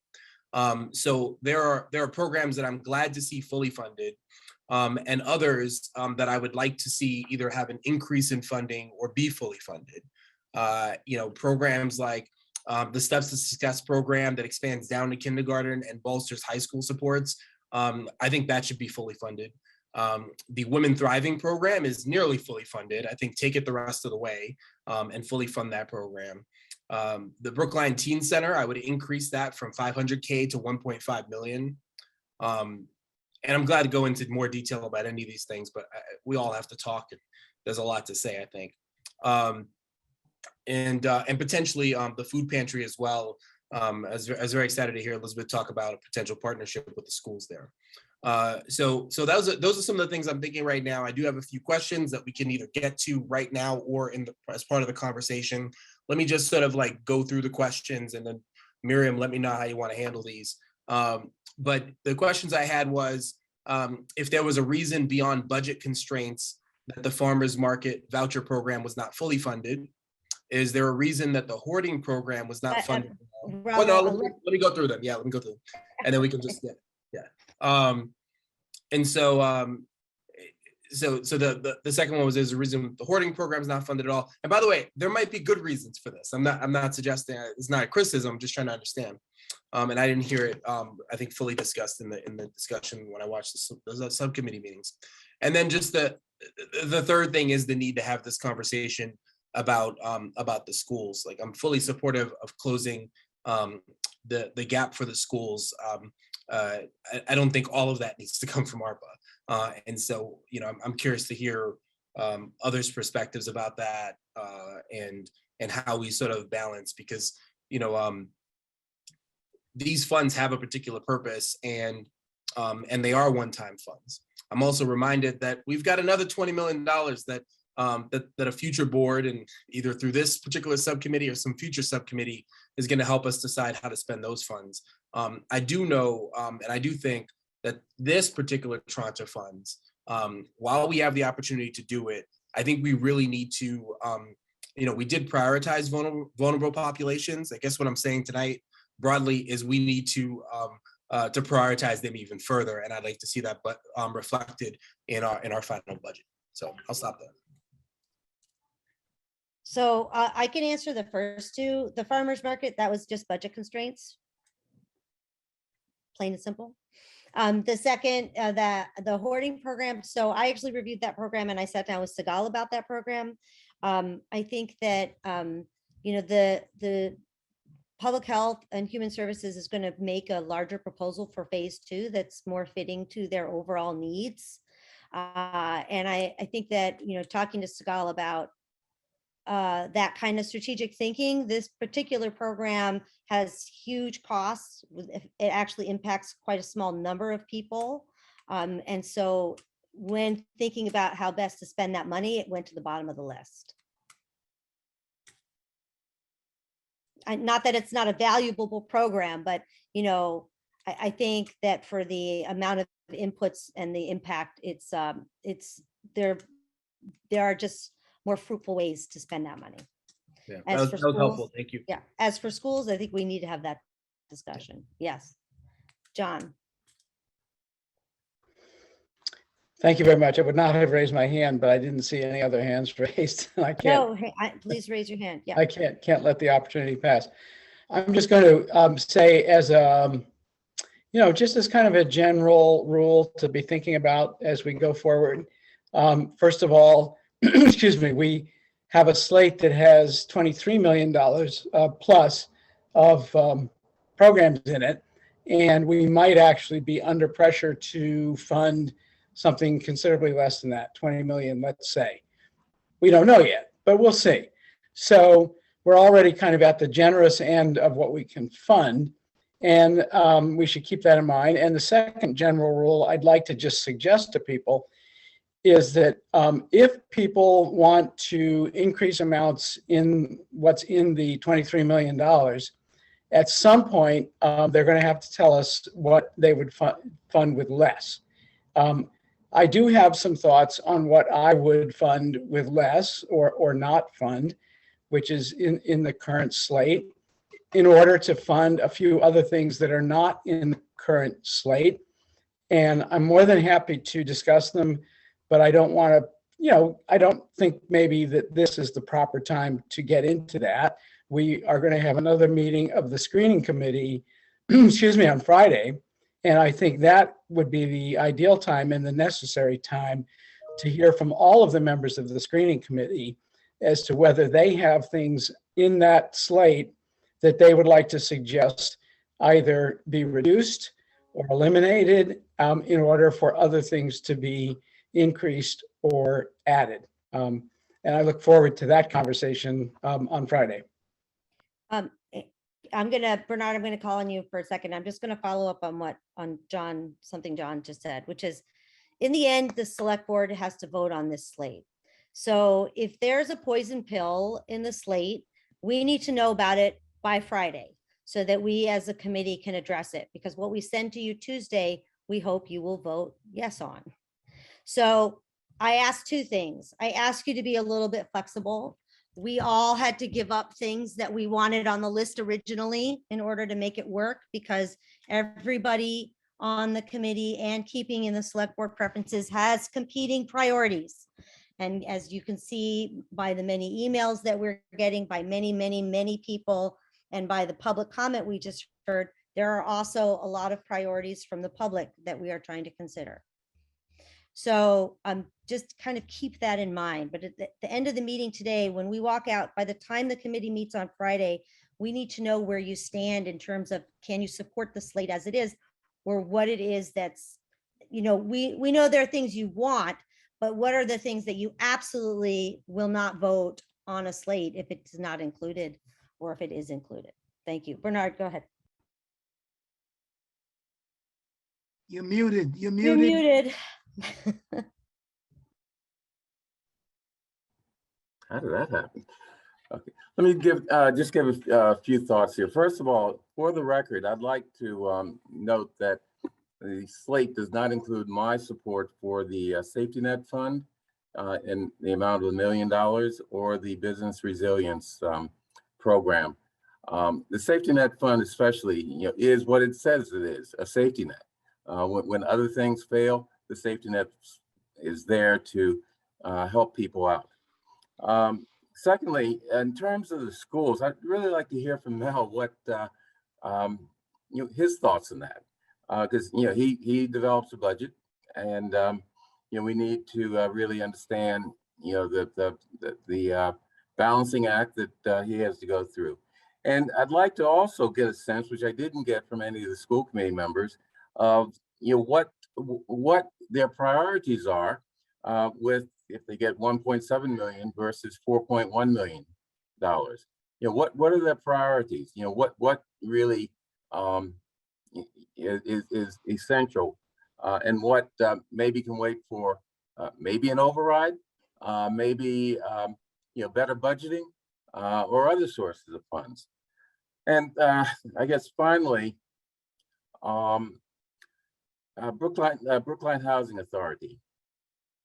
I'd like to get a sense from Michael Alpine. I don't know if he's here, but at some point, how did the situation with the vermin in the units develop that one of the people, or one of the residents mentioned? I mean, that's something that is much more of a concern to me than some of the other proposals.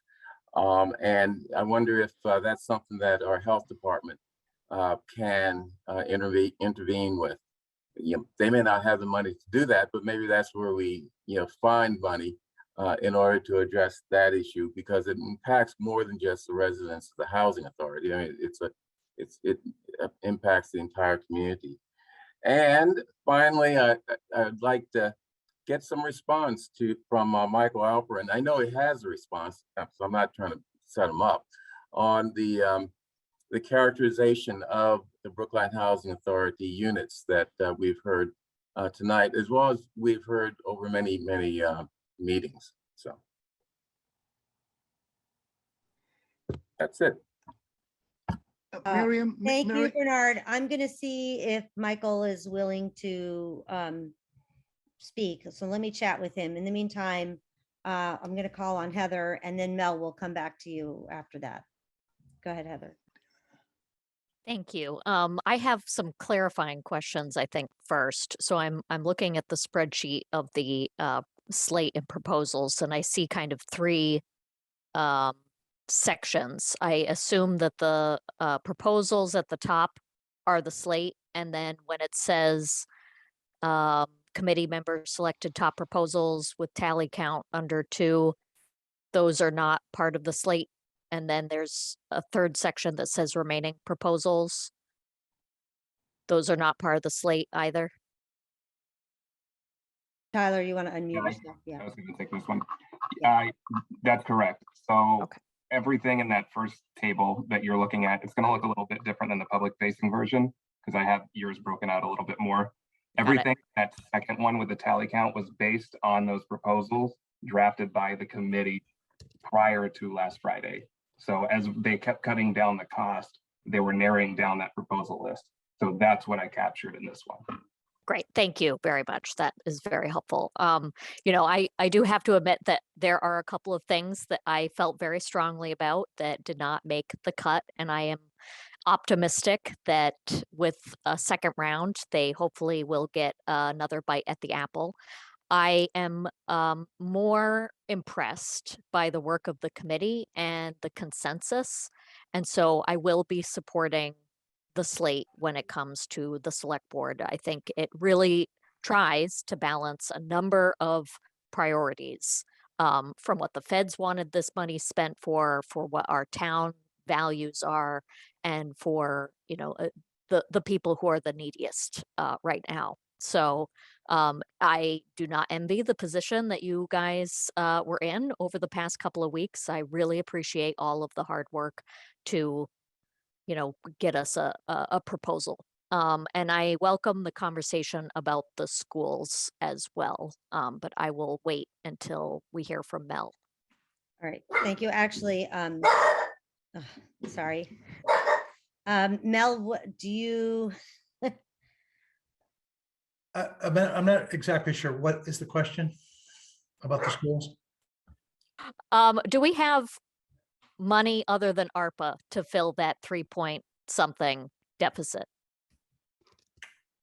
Not that I'm aware of. We have the possibility of getting more state aid, but that's not something that we're going to know for probably in another couple of months or month or so, month and a half. I'm not aware of any other funding that's available to the town for school operations. And Tyler, if you want to promote Michael Alpine, he's available to speak with us as well. 30. No, thank you. Thanks, Tyler. I'm Michael Alpine, Executive Director for the Housing Authority. I think I was asked to speak because of Bernard's questions. So let me take them one at a time. First, the Housing Authority has a weekly pest control service, and anyone that calls with a pest issue, it's remediated, depends on the time of the week. It may take 2 weeks in some cases. Any issues in my tenure that have arisen with the health department are followed up upon. It is not like we can just spray entire buildings. There's safety ramifications with that. So we're dependent on individuals calling with situations in their apartments. I do think I'm proud of the organization. I think we deal with these issues a lot faster than other management companies, but the reality is there are rodent issues ongoing around town. We spent over $120,000 on a rodent trapping system at our Trustman courtyard, for example. So we are trying to do everything we can to address those types of issues, but they do crop up as they do in any multifamily building. On the issue of how the state was described as some of our housing, I think it's fairly accurate. Sue Cohen, our commissioner, described that this is not a new issue. The Commonwealth has systematically underfunded its state public housing for decades. This condition didn't arise in the last year or two. It didn't arise in the last 5. It's been decades of underinvestment, and that deferred maintenance builds up over time. Buildings need investment every 30, 40 years to be recapitalized and be in a state of good repair. So I think that's how I'd answer the questions. I'm happy to dialogue further if that's helpful. Thank you very much, Michael. Why don't you stay on with us if you don't mind? Yeah, you could turn your video on, but just don't. I'm happy to be here, whatever you need. We won't demote you just yet. Go ahead, John. Thank you for asking Michael to stay, because I did have a question for him. Thank you, Michael, for your answer. And thank you for your leadership of the Housing Authority. I'm pretty sure that there is a figure of $25 million, which is a cap on what can be realized as far as the state is concerned from this program, whereby they match 2.5 times what the town will put up. So do I have the number correct? And can you just explain how that works? Well, so I'll say three numbers, I guess. First of all, John, to your question, what I've been told by the state is that they have up to $10 million per municipality, depending on the demand and needs of each municipality and how many apply for these high LAP funds. It's the high leverage asset preservation program that the state is using to match local commitments and ARPA funds in this current year. The other numbers I would just reference are the capital needs reports appended to our application, which show close to $50 million of capital needs across the two properties that we're talking about. So I don't want anyone to get the sense that this level of funding and this level of state match is going to bring these properties into a state of good repair and fully modernize them. There still will be more work to do. The Housing Authority is committed to doing that work and believes that these funds will allow us to buy the time to put into place a financing plan that uses state monies and federal tax credits to fully recapitalize and modernize these buildings. But it's very urgent. It's not like units can be preserved indefinitely without capital and funding to reinvigorate them. And if you don't mind, just to clarify for people who heard what you just said, does that mean that if we put up for if we put up an amount that times 2.5 maxes out at state putting up 10, that's as much as they will put up? Or does it mean that if we put up 10, they will max out at 25? My understanding is the state will max out at 10. And I've tried to be transparent with everyone about that and answer questions about why I thought at least $4 million was very important in this process to unlock as many state dollars as possible for the Housing Authority. Great. Thank you so much, Michael. Brian. Thanks, Miriam. I wanted to just comment on the schools, and I say this as a parent of a high schooler and a middle schooler. I guess I'm just really disappointed that it seems like every year the school committee comes to the town and just says, give us more money. I don't know if there's any fiscal discipline over there. I'm eyes wide open. I'm elected to nothing, so this is easy for me to say.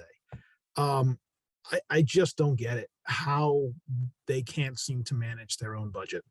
And, I got a kid at Pierce, I got a kid at the high school. Amazing teaching and learning happens in those places. At Pierce, it happens in spite of the physical plant, not because of the physical plant. But every year we seem to be in this position. And I'm really worried what happens next year. We're not going to have ARPA next year. Are they going to come back and say we need $8 million, $12 million? When does it end, and what is the plan for sustainability? I get there's structural deficits, but part of the management is to come up with a plan. So, I'm happy to support the $3 million. I understand that's a compromise. I guess I'm just really frustrated as a citizen that there doesn't seem to be any way to manage costs at our schools. So that's all. Thanks. Thank you, Brian. Heather? So let me try to play devil's advocate, because I've actually been playing a little hardball with the school committee. So I'm going to try to defend them right now. Most of their costs are overhead. And so they entered into collective bargaining, years ago, and now we have to keep up with those. And if we don't lay anybody off, then their costs increase more than, I think, 5% per year. So yeah, that is in essence the structural deficit. I've been personally frustrated because enrollment is down. And when I first heard the number of 6 million, I was like, come on, guys, let's let's acknowledge that enrollment is down. Can you demonstrate to me where there are certain efficiencies? I think this year we definitely need to address the deficit, and it will probably come out of ARPA. I will defend this committee's decision to fund part of it, most of it, but then wait. I would personally like to see what the state does. And then if the state doesn't address it, then we finish the job with round 2. As far as an operational override, we probably will need one. I personally think it needs to wait until next spring and not this fall, because it's not just the schools, it's also the town that has been starved year over year over year. The ARPA money will help us, but as we've seen here tonight, there are so many needs, and the way that we structured, the way that we are evaluating the proposals, it doesn't necessarily, rank some of your bread and butter, just town services very high. So I think we need to do, and I don't want to do an override study committee. I served on one of those. It felt very rubber stamp-ish. And I think that we need to figure something out that will get us to a consensus on how do we address the structural deficit that with a number that not only voters will support, but will get us what we need over the next 3 years. And I look forward to addressing that, hopefully in the town school partnership. Okay, so I'm calling on myself. I even raised my hand. So I'm gonna say my 2 minutes on the schools, which is, I am of both minds. What I worry about obviously is next year, but I also feel like we have a new superintendent. I've met with him several times. My conversations with him, he's really still trying to do the best he can to get to wrap his mind around everything, the budget, all of the needs, and in a very, time when the floor is moving. So I'm comfortable filling this one-time need, as long as it's really crystal clear, it's a one-time stopgap, that the budget has to be addressed by next year. And the way I think we have, Tyler, you can correct me, we have 3 school budget proposals in the current slate. One is something like 1.75 for the URSA, some amount for HVAC, and some amount for capital. And I feel like it equals about 3-something million. 3.5. Then how much? 3.5. Sorry. 3.5. So we approve that, and then they work, however Linus wants to work the money, moving around. But I feel comfortable funding these, being very super clear, which I am being right now, that this is a one-time fix and no more ARPA money will go for this. And yes, eventually I do agree with Heather, an override is coming. So that's where I stand on it. And I think John was next, and then Raul. Oh, John. Yeah, I'm lowering it as I speak. I just want to say that I think this is a good time for us to be having this discussion, and just getting a little bit on the table as to our thinking about this, and our so where we're coming from, what kind of number we have in mind. I'm glad to hear my colleagues mentioning that and moving toward that step by step. So here's my step. I, on the one hand, am like Brian in that I think discipline is needed. I, on the other hand, am with probably the most generous of the people on this select board in terms of their number as to what should be given in ARPA funds to the school department. So how can I be both of those things? Quite simply, I would say that the ARPA money should be used for capital needs. And boy, do they have a lot of capital needs. There is at least 800,000, which we haven't figured out yet how to fund, that is immediate. And then there's another 15 to 18 million that is on a list of things that we should have done by now that haven't been done by now and have been put off year after year. So no one can tell me that there is no need to spend $3 million on capital, or 3 point something on capital. It's there, let's do it. And the discipline part is it doesn't go to positions for which, let's not kid ourselves. If we use it for positions, there will just be the same problem next year, same problem that was created when ESSER money was used for positions, which is if you use one-time only funds for positions, then it isn't there the following year, and you're right back where you started from. So that's how I combine discipline and a generous ARPA grant to the school department. Raul, and then Arthur, you're going to be after Raul. Right.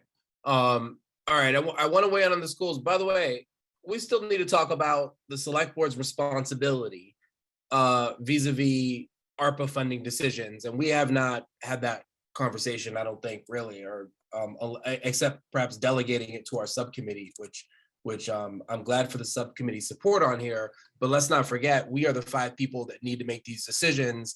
And we're the ones that are going to be held responsible for these decisions when they're made. And if that's, anyway, I want to get into that conversation. I have more to say about that, but since we're talking about schools, let's talk about schools. Well, Raul, we only have 9 more minutes, so maybe you need to get into that conversation now.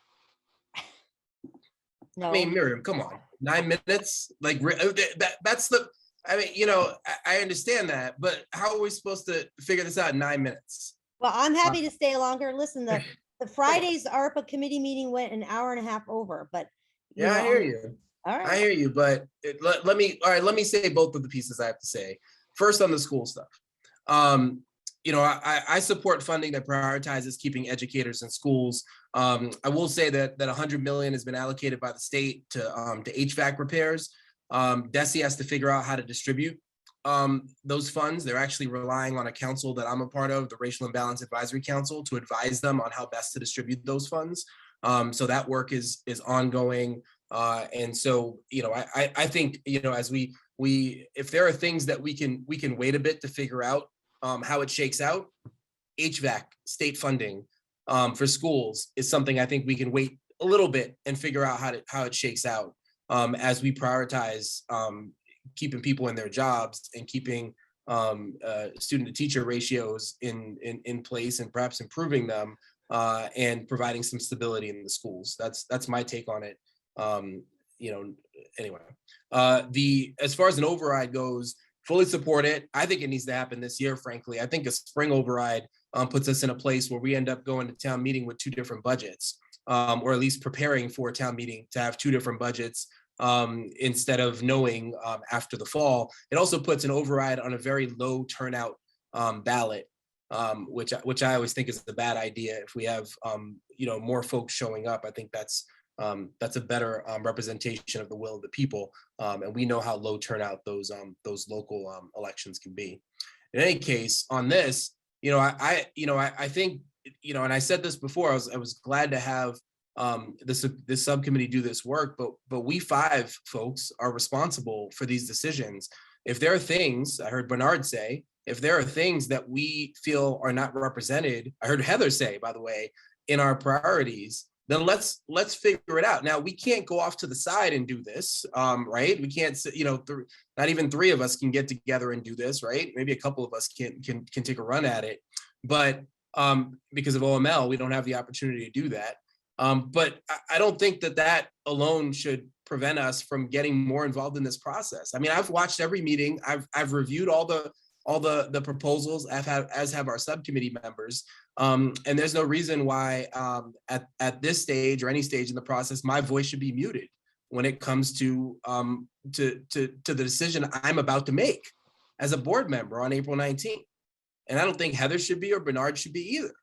And so I think that we need to find some way in this process this week and next week, some way in this process for us to be able to say, yes, we like by and large the work that's been done by the subcommittee.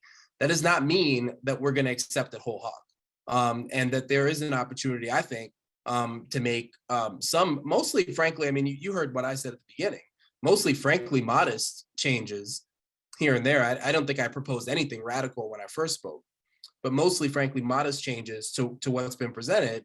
And then yes, corresponding reductions elsewhere that we'll have to own as well. But that's, you know, heavy is the head, that's the job. And if we're not prepared to do that, I'm really not sure, you know, I don't want to have gone through this whole process having essentially subcontracted it out and not gotten more meaningfully involved than we did by sending a couple emails. I see you, Miriam. I just think differently about this. And I think at this stage right now, it's time for us as a board to really take this on and move it to its final stage. Well, here's the thing. I at no time, I guess I don't understand where your comments are coming from, because in fact, that's exactly what I'm asking for, is we created a slate and I opened this up as saying, tell me what it is that you, the select board, we, the select board are the final 5 votes, right? So we're asking for what it is we need to change, what we need to discuss at our meeting on Friday. So this represents what y'all are willing to vote for. So I don't understand where you think I muted your voice.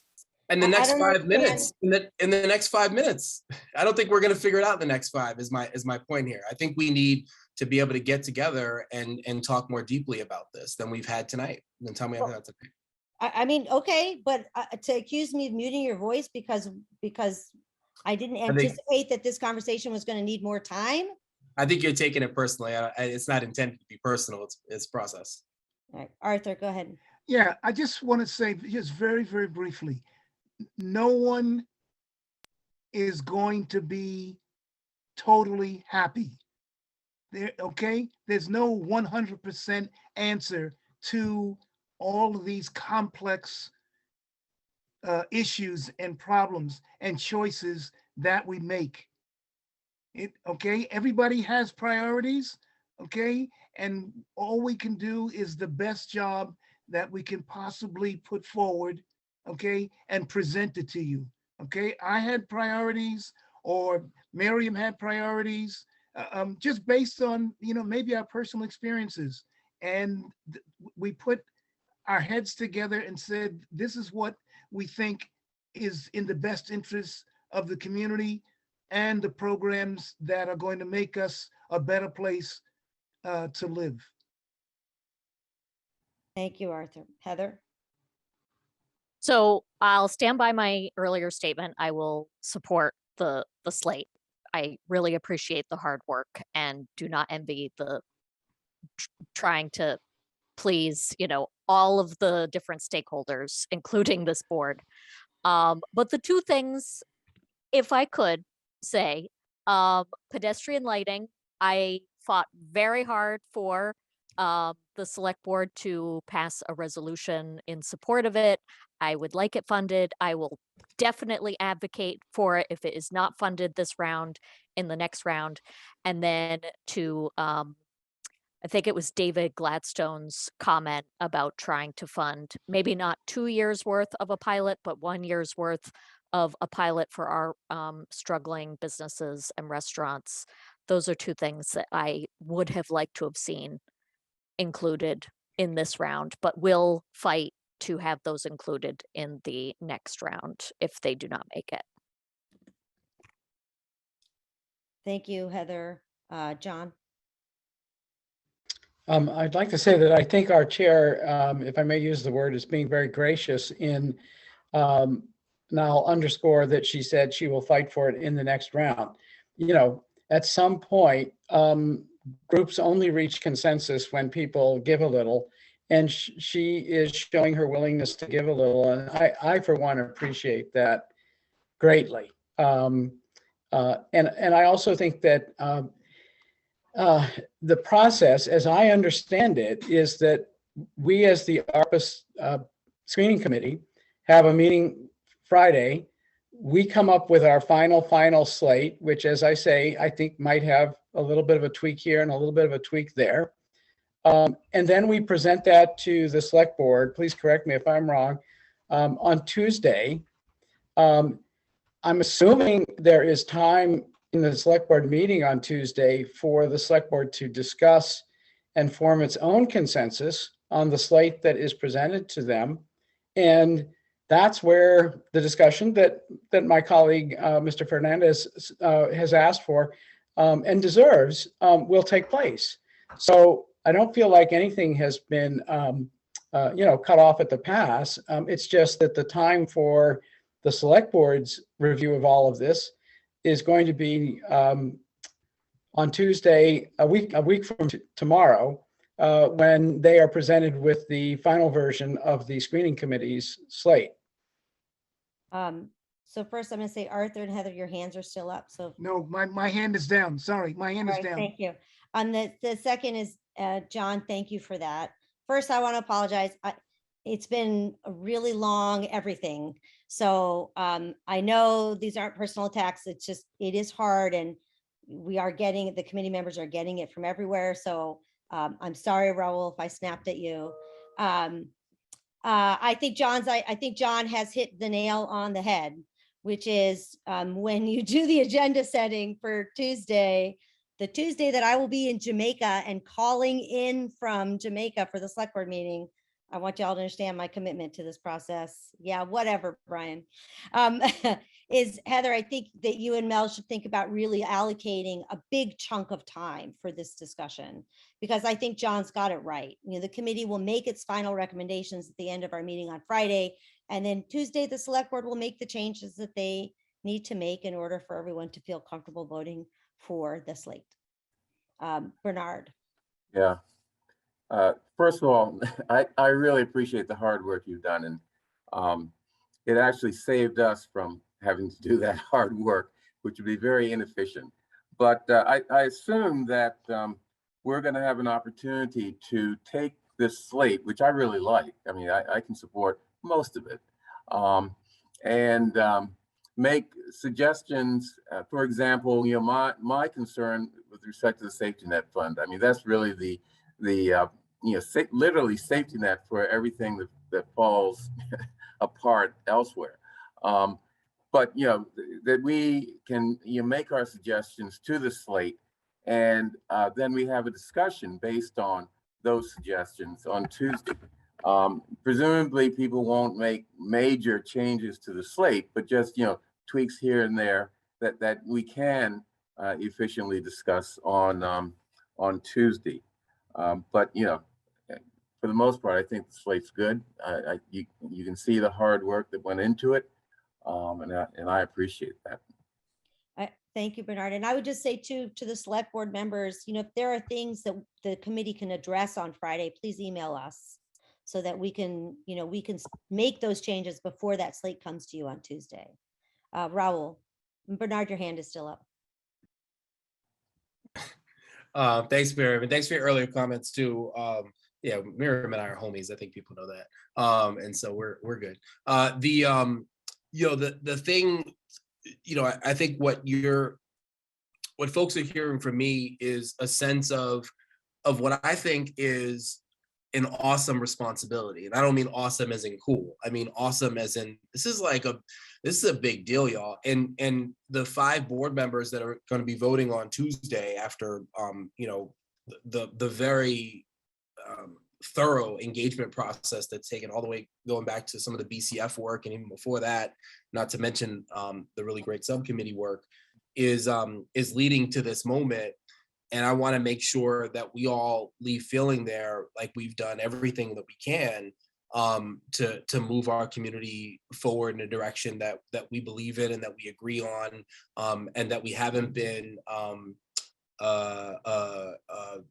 bystanders in that process, but that we've been actively engaged. And so I think that's what it's almost like me more, because John and Miriam have been there. It's almost me more talking to Bernard and Heather, because again, we don't get together outside of this. So me too more talking to Bernard and Heather about saying like, hey, let's make sure that we match John and Miriam's work on this, that we match their engagement on this, that if we haven't watched the meetings that have happened, go back and watch those meetings. If that we take the time to write a memo to the subcommittee that expresses, and by the way, I say this knowing that maybe our priorities might be different, but that we feel at the end of this process that we've been actively engaged and also responsible for the decisions that we make, which is that's part of the gig. so I'm good with that. What I'll do is I'll make every effort to get something to the subcommittee in advance of your Friday meeting to say like, hey, here's some changes that I would recommend, and be more specific. Because I think up until this point, we've more given, we've said partial funding, full funding, but haven't necessarily, I mean, maybe others have given feedback directly on dollar amounts, other than full funding, of course. And so I'll make an effort to be more explicit about dollar amounts, and also say, here are some places where I think you could draw those funds from, so that I'm not asking you to fund something and not telling you where the heck it's going to come from. And then hopefully, if other board members that haven't already done that will do the same, then come Tuesday, we have an updated draft from the ARPA subcommittee, and hopefully, if even fewer, if any changes that we need to address on that date. Great, thank you, Raul. I'm going to let Jenny speak, and then I'm just going to say a few words before we close out. I'll be quick. First, I just want to appreciate the thoroughness of both this conversation and a lot of the comments that we heard tonight, and sort of the helping to gain a better focus on some of the priorities. I really feel that the subcommittee has tried very hard to weigh our different interests and priorities, and also have advocated as best we could in this somewhat constrained process. We all followed the rules that were provided to us in terms of the scoring and the reviewing and the follow-up questions. Town staff have provided a great deal of support in that way as well. It very much helps to understand a little bit better even your priorities tonight. And I appreciate some of the comments that we heard. I would definitely appreciate further feedback for Friday, though, particularly around funding amounts. That would be very useful, because I think we all acknowledge that we, at least what's been publicly communicated, is we have a limit with the amount of funding that we're going to allocate this round. And if we're going to stick with that, then we absolutely have to understand how those priorities translate into the funding. And then lastly, I think we also, well, the select board, I would like to ask you take seriously how we communicate sort of the alternatives to, if we can't fund proposals, what are some of the options? Because we've been discussing that in the subcommittee, and I very much hope that we're able to think about that as we inevitably decline some of the funding proposals. Thank you. Thank you, John. Very quickly. Yeah, I understand where my colleague Bernard Green is coming from on this. I think he's disappointed in the amount, but I don't want the public to be left with the impression that we did not recommend any funding for the safety net. We recommended 500,000 as opposed to a request for $1 million, but 500,000 is $500,000. So I just didn't want the public to think that we completely ignored any funding for the safety net. Thank you, John. I didn't mean to imply that. So, sorry. So I realize it's 9:07. So I just want to acknowledge that we're over time. I don't want to assume that everyone can stay for a little longer. If you can, I'm great to continue this conversation. If we're done and we want to wrap up, I'm happy to do that too. It looks like we're done and we want to wrap up. Is that okay? That's fine with me. Because I will say again, the ARPA subcommittee met on Friday. Our 2 to 3:30 meeting went until what, 4:45. So, I'm just going to say that. So first I want to really thank everyone who gave public comments. Again, the emails, we received over 60 emails. Those will be made available to everybody, to the public, to the review committee, to the select board. I really want to thank all the people who put proposals in. We really had a very wide breadth of proposals, and I appreciate the effort and the thoughtfulness. I want to thank everyone here in this meeting now.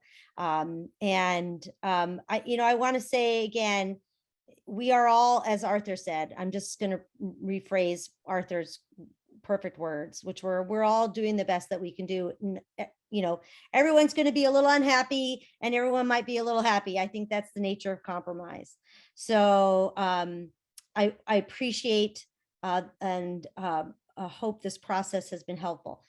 That said, we will continue to have some meetings after the slate is voted on, with the goal of getting feedback into how the process went so that we can learn and make improvements for phase 2. So keep in mind, please take notes, think about what worked, what didn't work, how you'd like to see it changed. And once we settle on this first round of funding, we will be planning on planning the second round of funding. And we know things about the process can be made better, and we want your input on how to do that. So, and by the way, a longer runtime would be my number one, more time to do this. So we're going to hopefully get on that. And also just to say, so the select board knows, Melissa, John, and Tyler and I will be working with Mel on like an interim proposal. Basically, we need to earmark some money for actually administering the grants. There are some other costs that have to be earmarked that has to come from the ARPA money. And then actually one of the things that I'm just giving the select board the heads up, we think we should earmark premium pay during this period. So we're going to bring that to you for a discussion. Then that will be then completely separate from phase 2 funding. So that's it. Any questions? Go drink your wine, people, or your seltzer, or whatever it is you need. Miriam. Thank you, Miriam. Thank you. Your kombucha.